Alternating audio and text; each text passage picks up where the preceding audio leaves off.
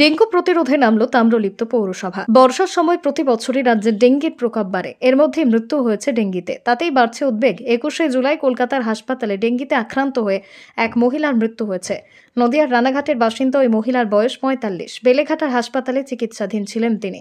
গত শনিবার শহরের ডেঙ্গিতে প্রাণ হারিয়েছেন 10 বছরের এক নাবালিকা। শনিবার পার্ক সার্কাসের একটি বেসরকারি হাসপাতালে মৃত্যু হয় তার।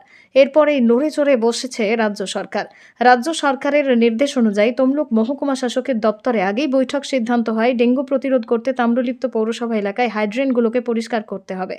সেই নির্দেশ অনুযায়ী মঙ্গলবার সকালে তাম্রলিপ্ত পৌরসভার চেয়ারম্যান দীপেন্দ্র নারায়ণ রায় সহ একাধিক কাউন্সিলর এবং স্বাস্থ্য দপ্তরের কর্মীরা তমলুক শহরের বিভিন্ন এলাকা ঘুরে দেখেন। আমরা আমাদের তাম্রলিপ্ত পৌরসভা ভাইস চেয়ারম্যান পার্সন সহ আমাদের 8 নম্বরের কাউন্সিলর রয়েছেন, 11 নম্বরের কাউন্সিলর রয়েছেন, আমাদের 5 নম্বরের কাউন্সিলর রয়েছে, 10 নম্বরের কাউন্সিলর রয়েছে। সবাই মিলে আমরা রাজ্য সরকারের নির্দেশ আছে যে ডেঙ্গু, এই তো বর্ষা আসছে, ডেঙ্গু হবে এবং ডেঙ্গুটা কীভাবে বন্ধ করা যায় এবং যাতে ড্রেনগুলো না ওভারফ্লো হয়, সেই জন্য আমরা ড্রেনগুলো পরিষ্কার করার জন্য সবাই সরজমিনে তদন্ত করলাম। ইতিমধ্যে আমাদের এসডি সাহেবের চেম্বারে প্রশাসনিক আধিকারিকদের নিয়ে বৈঠক হয়েছে।